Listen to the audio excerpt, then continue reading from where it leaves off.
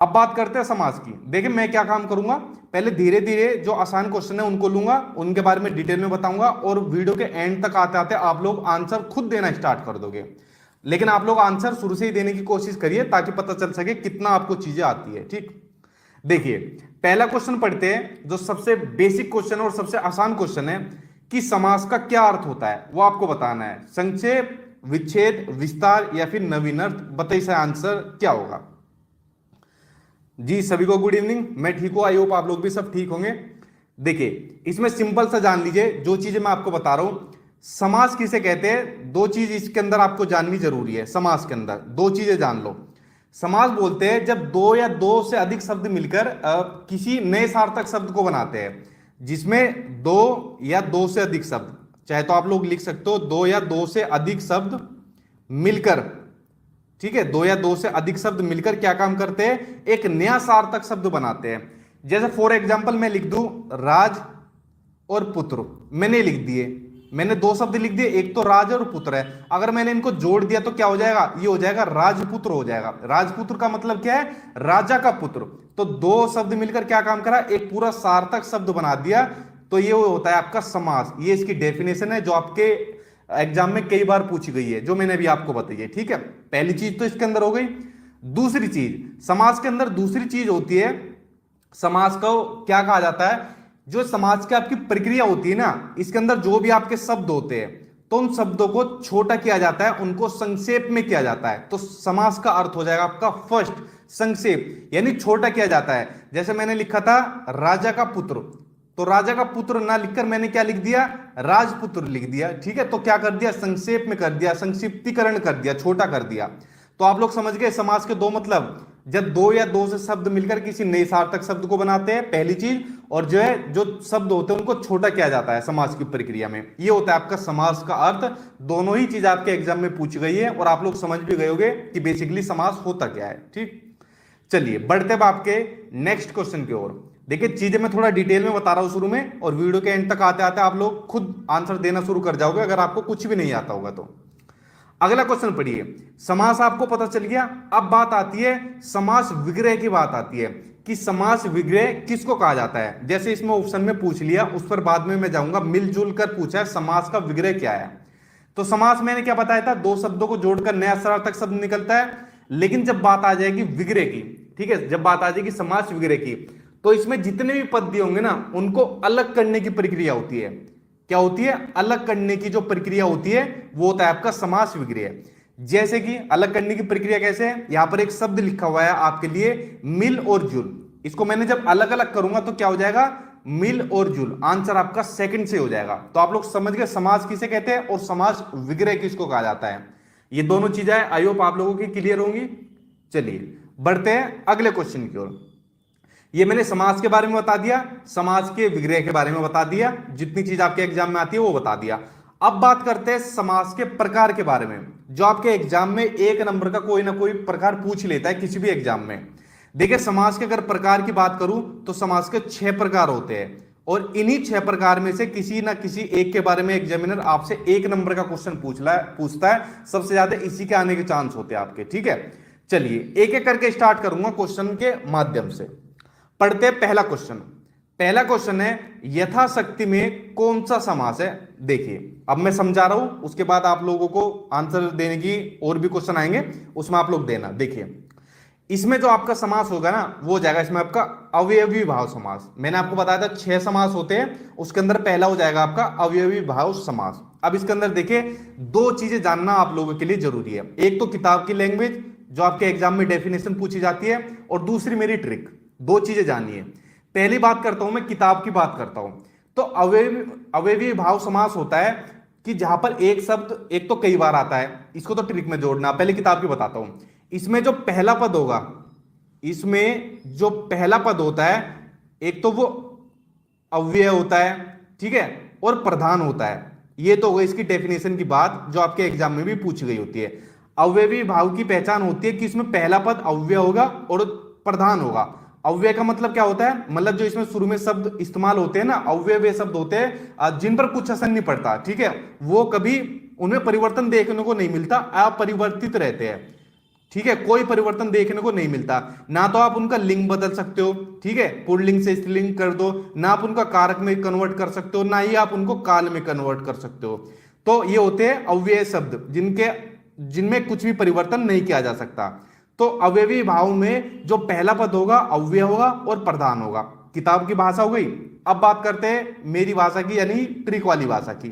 ठीक है, जिस भी समास में आपको उपसर्ग देखने को मिल जाए, पिछली क्लास में मैंने आपको उपसर्ग और प्रत्यय बता दिए थे, उसको नहीं देखी तो देख लेना, उसमें मैंने समझाया हुआ है। उपसर्ग जो वे शब्दांश जो किसी शब्द के शुरू में लग के उसका अर्थ बदल देते हैं। तो अव्ययी भाव में क्या होता है, शुरू में उपसर्ग लगे होते हैं, और उपसर्ग देखिए यहां पर क्या है, यथा जमा शक्ति। ठीक है, तो यहां पर उपसर्ग क्या हो गया, यथा आपका उपसर्ग हो गया, तो आंसर इसलिए आपका पहला सही हो गया, अव्ययी भाव समास हो गया। आई होप आप लोग इसको समझ गए होंगे अच्छे तरीके से कि पहला पद अव्यय होगा और प्रधान होगा, ये तो इसकी डेफिनेशन हो गई।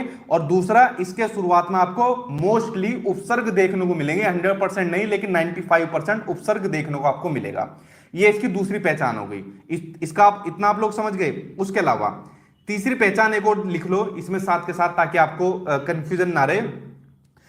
इसमें एक शब्द कई बार भी आ जाता है, ठीक है, कोई शब्द जो है बार बार भी आपको देखने को मिल जाता है, ये भी इसके अंदर लिख सकते हो। ठीक है, अब उसके अंदर कुछ उपसर्ग लिख लो, अव्ययी भाव के कुछ उपसर्ग है, और ज्यादातर एग्जाम के अंदर यही आते हैं। एक तो हो गया आपका यथा, एक जो मैंने याद किए हुए प्रति, चाहे लिख सकते हो प्रति आ, यथा मैंने लिख दिया है क्वेश्चन के माध्यम से। ठीक है, यथा के अलावा अनुभर, प्रति आ, यथा, अनुभर, ये कुछ उपसर्ग होते हैं जो अव्ययी भाव की पहचान होते हैं, जो किसी शब्द के शुरू में लग के उसका अर्थ बदल देंगे। जैसे प्रति का कुछ भी ले लो आप लोग, भाई मान लो ले लो प्रतिदिन, अगर पूछ ले प्रतिदिन में कौन सा समास है, तो अव्ययी भाव समास है। ठीक है, तो इस तरीके से इनको आप लोग याद कर सकते हो, जो उपसर्ग है महत्वपूर्ण है। मैंने भी ऐसे याद किए थे, तभी मुझे याद हुआ था ये वाला। आई होप आप लोग इसको समझ गए होंगे फर्स्ट वाले को। ठीक, मैंने थोड़ा डिटेल में बताया ताकि आपका क्लियर हो जाए हमेशा के लिए। अगर आप ये वीडियो एक बार और देख लोगे ना दोबारा, समास को कभी आपको किताब में पढ़ने की जरूरत नहीं बैठेगी। ठीक, अब देखते हैं दूसरे टाइप का समास।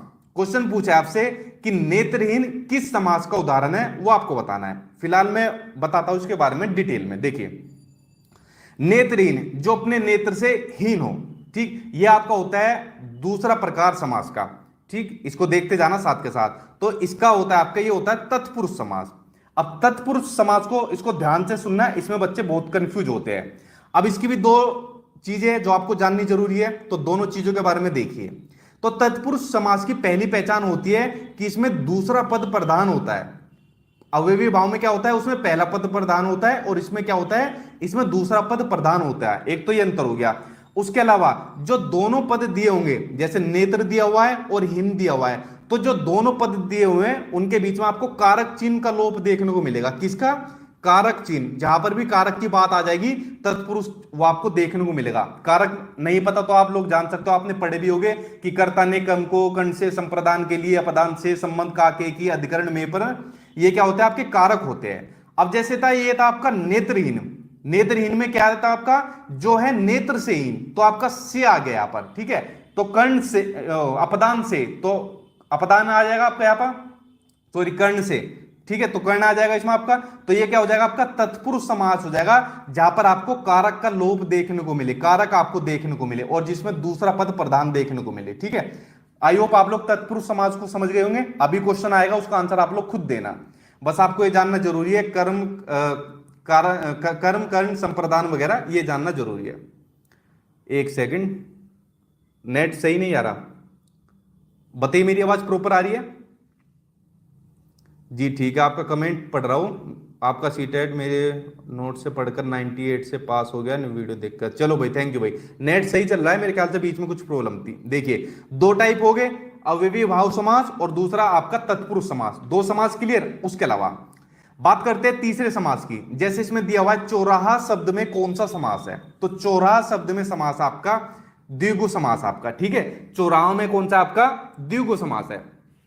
अब देखिए ये कैसे होगा, इसको ध्यान से देखना। द्विगु के अंदर जो चीजें मैं आपको बता रही हूं, सिंपल सा याद रखना है इसके अंदर, जिसमें जिस समास में जो पहला पद होगा, इस समास में जो पहला पद होगा ना वो आपका संख्यावाचक देखने को मिलेगा, यानी नंबर वाला देखने को मिलेगा। जिस भी समास में आपको संख्या देखने को मिले शुरुआत में पहला पद, समझ जाना वो कौन सा है, वो आपका द्विगु समास है। इसको आप लोग ऐसे याद करिए, ठीक है। और इसमें एक चीज याद रखना, जो पहला पद जो आपका संख्यावाचक मिलेगा, जैसे चौराहा का मतलब क्या होता है, जैसे इसमें आपके लिए लिखा हुआ है कि जो चौराहा है वो होता है 4 राहों वाला समूह। 4 राहों का जो समूह होता है वो होता है आपका चौराहा, ठीक है। तो पहला पद क्या है आपका संख्यावाचक चौराहा, यानी 4 राहों का। तो ये ध्यान रखना, जो पहला पद होगा संख्यावाचक, ठीक है, वो क्या होगा, वो विशेषण संख्यावाचक होगा। तो द्विगु समास के बारे में आप लोग समझ गए। जैसे एक और एग्जांपल मैं लिखता हूं, मैंने लिख दिया तिरंगा। तिरंगा में कौन सा समास है, तो पहला पद क्या है, पहला पद संख्यावाचक है, त्रि मतलब 3, मतलब 3 रंगों वाला, ठीक है। तो ये क्या हो जाएगा आपका, ये भी आपका द्विगु समास हो जाएगा। आई होप आप लोग द्विगु समास को समझ गए होंगे। 2-3 समास का आपके कंप्लीट हुए। चलिए आगे देखते हैं अगला समास के बारे में। आज ये समास आपका जड़ से खत्म हो जाएगा, और जितनी चीजें बता रहा हूं ना उतना ही कर लेना, इससे बार आपके एग्जाम में आता भी नहीं है, ठीक। अगला क्वेश्चन देखिए। अगला क्वेश्चन है जिसमें पहला पद संख्यावाचक हो और जो किसी समूह विशेष का बोध कराए। देखिए ये तो मैंने जो चीज बताई थी सेम एज इट इज आ गई, ठीक है। ये क्वेश्चन बीच में गलती से आ गया होगा, वरना इसको मैं बाद में लेता। इसका बताओ भाई सही आंसर क्या होगा, कर्मधारय है, द्वंद्व, अवयवी भाव या फिर द्विगु समास। बताइए सही आंसर क्या होगा। अभी तक मैंने 3 आपको बताया, 3 अभी और बताऊंगा। ये तो आसान था, अभी बताया था ना मैंने आपको। क्या हो जाएगा ये आपका भाई, ये हो जाएगा आपका द्विगु समास। यहां पर क्या हो रहा है, जिसमें पहला पद संख्यावाचक होता है, जैसे मैंने आपको बताया था, जो संख्यावाचक होता है और किसी समूह विशेष का बोध कराता है। जैसे चौराहा बताया तो 4 राहों का क्या होता है, वो समूह होता है। तिरंगा बताया 3 रंगों का क्या होता है, समूह होता है। तो ये होता है आपका द्विगु समास होता है, ठीक। चलिए बात करते हैं अगले क्वेश्चन की ओर।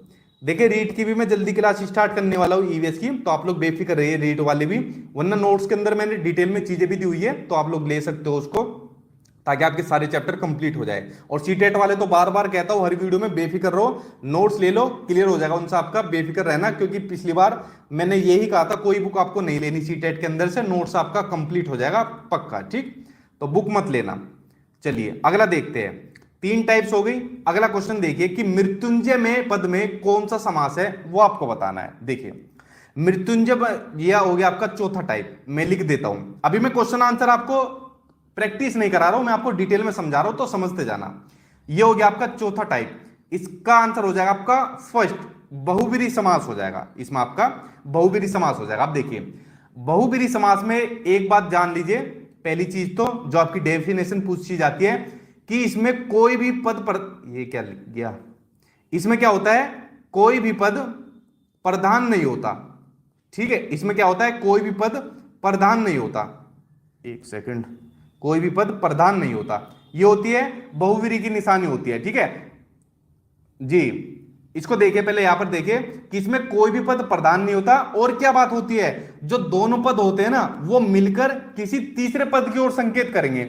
जैसे मृत्युंजय यहां पर लिखा हुआ है, इसको देखिए, मृत्युंजय का मतलब क्या है, मृत्यु और जय, यानी मृत्यु को जीतने वाला। तो मृत्यु को जीतने वाला किसको कहा जाता है, शंकर जी को कहा जाता है, भगवान शंकर को कहा जाता है मृत्यु को जीतने वाला। तो 2 पद मिलकर क्या काम कर रहे हैं, किसी तीसरे की ओर क्या काम कर रहे हैं, संकेत कर रहे हैं। ये होता है आपका बहुव्रीहि समास, जिसमें कोई पद प्रधान नहीं होता है, ठीक। ये आप लोग समझ गए बहुव्रीहि समास के बारे में। चलिए अगला क्वेश्चन देखते हैं, यानी अगला समास देखते हैं। 4 मैंने आपको करा दिए, आई होप आपको चारों ही समझ में आ गए होंगे। अगला देखते हैं, ये भी बीच में डाल दिया इसने कि जब किसी समास में दोनों शब्द प्रधान होते हैं तो उसको क्या कहा जाता है। इसको ध्यान से देखना। देखिए इसको कहा जाता है भाई आपका द्वंद्व समास, जब किसी समास में दोनों ही शब्द प्रधान होते हैं। इससे पहले वाले में क्या था, उसमें कोई भी पद प्रधान नहीं होता, और इसमें क्या है, दोनों आपके प्रधान रहेंगे द्वंद्व समास में। अब द्वंद्व समास की देखिए क्या होता है, जो चीज मैं आपको बता रहा हूं सिर्फ उसको ध्यान रखिए। द्वंद्व समास के अंदर आपको 2 चीज याद रखनी जरूरी है कि जो 2 पद होंगे, कोई भी 2 पद होंगे, उनके बीच में आपको योजक चिन्ह देखने को मिलेगा। क्या देखने को मिलेगा, योजक चिन्ह जो होता है। कैसा होता है योजक चिन्ह, ये वाला ब्रैकेट, ये ब्रैकेट तो वैसे लिया है, ये वाला जो होता है ये होता है योजक चिन्ह। ये आपको देखने को मिलेगा द्वंद्व समास के अंदर। जैसे मैं लिख दूं फॉर एग्जांपल लिख दिया मैंने मोल तोल, मैंने लिख दिया मोल और तोल। देखो बीच के अंदर, बीच में क्या है, योजक चिन्ह है, तो ये क्या हो जाएगा आपका द्वंद्व समास हो जाएगा। जैसे मैं लिख दूं राधा कृष्ण, तो बीच में भी उनके क्या होता है, योजक चिन्ह आता है, ये आपका क्या हो जाएगा, द्वंद्व समास हो जाएगा। तो द्वंद्व समास हो गए, और इसमें दोनों पद क्या होते हैं, दोनों पद प्रधान होते हैं, ये हो जाएगा आपका द्वंद्व समास।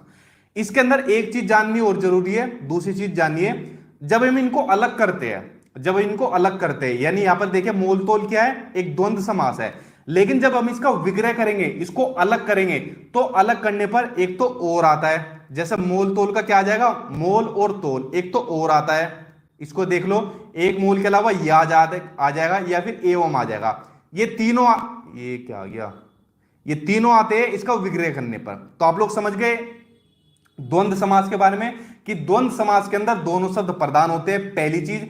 दूसरी चीज, इसके अंदर योजक चिन्ह देखने को मिलेगा आपको, जैसे लिखा हुआ है। और तीसरी चीज, जब द्वंद्व समास का हम विग्रह करते हैं, यानी इनको अलग अलग करते हैं, या तो और आएगा, या आएगा, या एवं आएगा। ये तीन चीज आपको जाननी जरूरी है, ठीक। चलिए बात करते हैं अब अगले समास की। अगला कौन सा बचा है आपका, ये वाला बचा है अगला, इसको देखिए भाई। नोट्स वीडियो के स्टार्टिंग में और वीडियो के एंड में मैंने लिखा हुआ है, तो उस पर मैसेज करके आप लोग ले सकते हो, ठीक है। हाँ भाई बहन, इसमें योजक चिन्ह हो गया, माता पिता, दूध दही, ठीक है भाई, ये सभी योजक चिन्ह के प्रकार आपने सही बताए नीतू भारद्वाज ने। इसको देखिए जी, आपको भी सभी को एक चीज और कह दूं कि जो सभी बच्चे जो है, जो उनको ईद मुबारक, ठीक है, आज ईद है, तो आप लोगों को बधाई। अगला क्वेश्चन पढ़िए, जनतंत्र शब्द निम्नांकित में से किस समास प्रकार के अंतर्गत आता है। देखिए इसके अंदर जो आपका, जो मैं आपको बता चुका हूं ना, वो आपको बताता है। जनतंत्र मतलब क्या है, लोगों का तंत्र। जैसा हमारे देश के अंदर क्या है, लोकतंत्र है, लोगों का तंत्र है, डेमोक्रेसी है। तो जनतंत्र के अंदर क्या आ रहा है, जन का तंत्र, यानी लोगों का तंत्र। यहां पर कहा गया ना, तो यहां पर क्या हो रहा है, यहां पर आपको तत्पुरुष समास देखने को मिल रहा है। और तत्पुरुष में कौन सा देखने को मिलेगा, अब बताओ इसके अंदर, क्योंकि तत्पुरुष समास के अंदर मैंने क्या बताई थी, कारक चिन्हों का लोप आपको देखने को मिलेगा। अब कारक चिन्ह याद करो मेरी तरह, कि कर्ता ने कर्म को कर्ण से संप्रदान के लिए अपदान से संबंध का की आ गया, तो यहां पर कौन सा कारक आया, यहां पर आया संबंध। संबंध कौन सा है इसमें, तीसरा, तो हो जाएगा आपका संबंध तत्पुरुष। देखिए तत्पुरुष तो है, ये तो आपको पक्का पता चल गया, लेकिन अगर इसने डिटेल में पूछ लिया तो कौन सा हो जाएगा, संबंध हो जाएगा, क्योंकि क्या आ रहा है, संबंध का का आ रहा है। जनतंत्र यानी लोगों का तंत्र, जन का तंत्र, इसको समझ गए।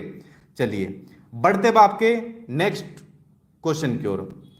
एक सेकेंड, अगला क्वेश्चन आपको दिया हुआ है, बारिश होने के बाद भी इतनी गर्मी हो रही है, लेकिन क्या करें।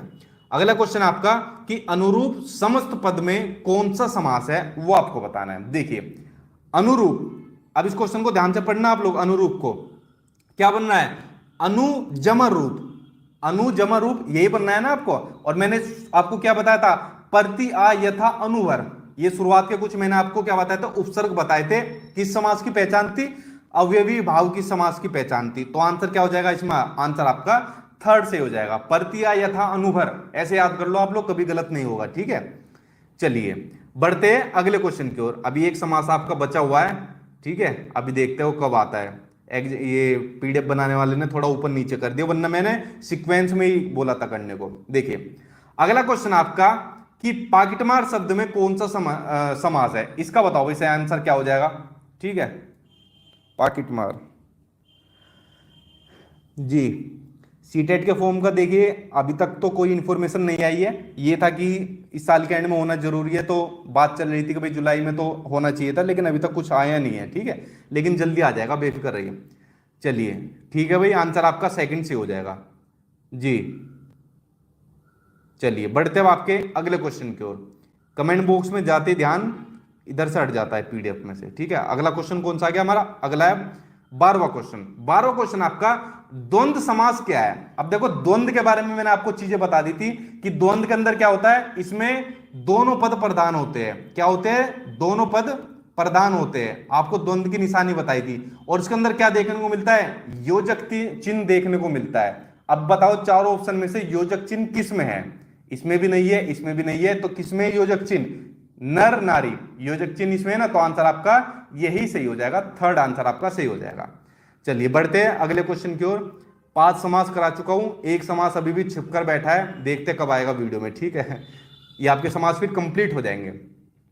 अगला क्वेश्चन आपका, निशाचर में कौन सा समास है वो आपको बताना है। निशा, निशा बोला जाता है रात्रि को, रात को, ठीक है, पर्यायवाची में कभी कभी पूछा जाता है। निशाचर यानी रात्रि में चलने वाला है, रात्रि में चलने वालों को क्या कहा जाता है, राक्षस कहा जाता है, ठीक है। तो निशाचर में कौन सा समास आएगा बताइए, 4 ऑप्शन आपको दिए हुए, सही आंसर बताइए इसमें कौन सा आ जाएगा, ठीक है जी। देखिए आंसर हो जाएगा इसमें आपका, नहीं अभी सीटेट का कोई सिलेबस चेंज नहीं हुआ है अभी तक, तो आप लोग पुराने वाले पर ही पढ़िए, जो नोट्स भी आपको दिए उन्हीं को पढ़िए, ठीक है। आंसर हो जाएगा भाई इसमें आपका बहुब्रीहि, आंसर आपका सही हो जाएगा, ठीक है। रात्रि को चलने वाला, 2 शब्द मिलकर क्या काम कर रहे हैं, किसी और को यहां पर संकेत दे रहे हैं, राक्षस को बता रहे हैं जो रात्रि में चलते हैं। जैसे बहुब्रीहि समास के एग्जाम्पल और मैं आपको दूं, जैसे मैंने लिख दिया महावीर, लिख दिया महावीर, तो 2 शब्द क्या है, महा और वीर, ये जोड़कर किसको संकेत दे रहे हैं, महावीर कहा जाता है हनुमान जी को, ठीक है, हनुमान जी को महावीर कहा जाता है। जैसे और भी लिख सकते हो आप, जैसे चतुर्भुज लिखा जाता है, ठीक है, चतुर्भुज यानी 4 भुजाओं वाला, तो 4 भुजाओं वाला किसको कहा जाता है, विष्णु जी को कहा जाता है चतुर्भुज। तो ठीक है, ये सब क्या है, बहुवीरी के आपके उदाहरण है।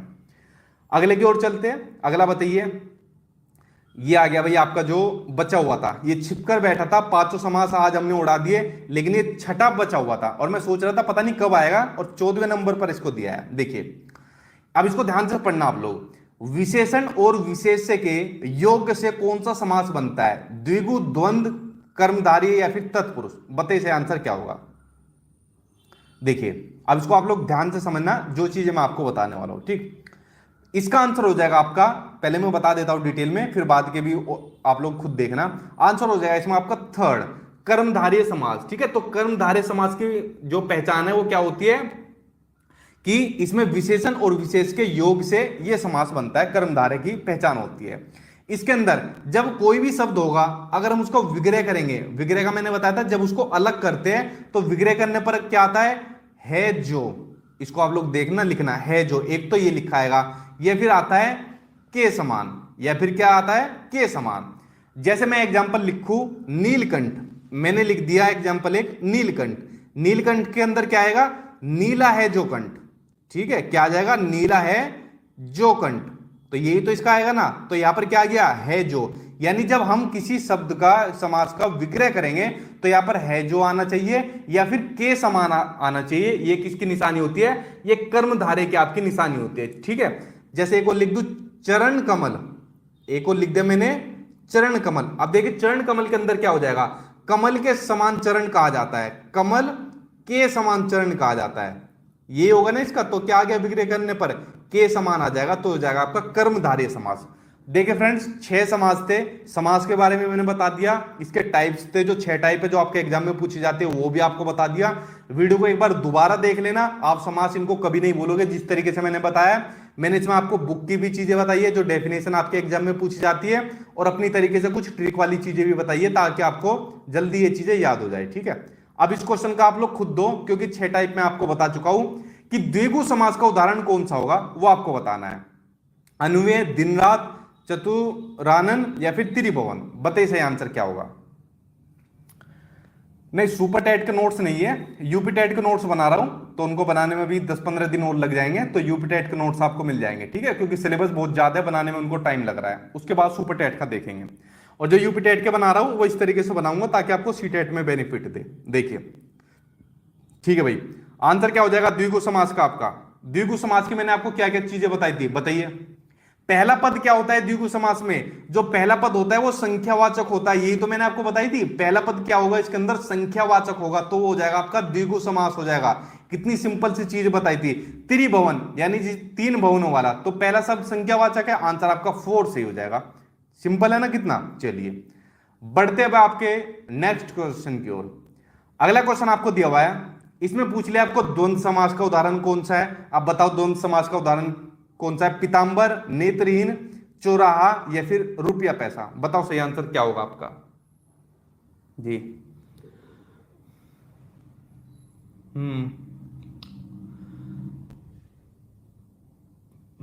पीतांबर, पीता है अंबर जिसका, ठीक है, कृष्ण जी को कहा जाता है पीतांबर, ठीक है। हाँ, पीता मतलब पीते अंबर जिसका कृष्ण जी को कहा जाता है। देखिए इसका आंसर हो जाएगा भाई आपका फोर्थ आंसर आपका सी हो जाएगा। देखो बात हो रही है यहाँ पर द्वंद्व समास की बात हो रही है, तो द्वंद्व समास में क्या आता है, ये योजक चिन्ह आता है ना, मैंने आपको बताया था योजक चिन्ह आएगा द्वंद्व समास में, ठीक है। तो आंसर आपका फोर्थ से हो जाएगा, ना कि पहला से हो जाएगा, ठीक। चलिए देखते हैं अब आपका अगला क्वेश्चन। हाँ जी, उड़ा दिया 15 को। अच्छा, ये उड़ा दो वाली जो मेरी लाइन है, आप लोगों ने क्या काम कर लिया, कॉपी कर लिया।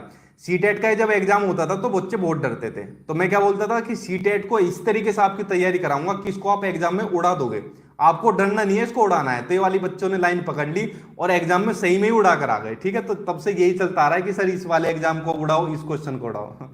चलिए अच्छी बात है, अगले एग्जाम को भी जल्दी उड़ाओ ताकि जल्दी जॉब लो आप लोग। क्वेश्चन आपका कि नीलकमल में कौन सा समास है वो आपको बताना है। बहुव्रीहि है, तत्पुरुष है, कर्मधारय है, या फिर द्विगु है। बताइए से आंसर आपका क्या हो जाएगा नीलकमल वाले का। जी, नीला है कमल जिसका, नीला कमल किस पर चढ़ाया जाता है, नीला कमल चढ़ाया जाता है भगवान विष्णु को चढ़ाया जाता है नीला कमल, ठीक है। तो इसमें समास कौन सा हो जाएगा, इसमें आपका समास हो जाएगा, इसमें आपका कर्मधारय समास हो जाएगा। नीला है कमल जिसका, ठीक है। तो कर्मधारय की मैंने आपको बताया था जो पहचान क्या होती है, जैसे शब्द को अलग करेंगे, जैसे नील कमल को हम अलग करेंगे तो क्या आना चाहिए, या तो है जो आना चाहिए, नीला है जो कमल, या फिर क्या आना चाहिए के समान, नीले के समान, ठीक है। इन दोनों में से कोई ना कोई आना चाहिए, तो हो जाएगा आपका कर्मधारय। आंसर आपका थर्ड सही हो जाएगा। तो देखिए फ्रेंड्स, ये जितने भी आपके समास थे उनके टाइप्स मैंने बता दिया, उनके बारे में डिटेल में बता दिया, साथ में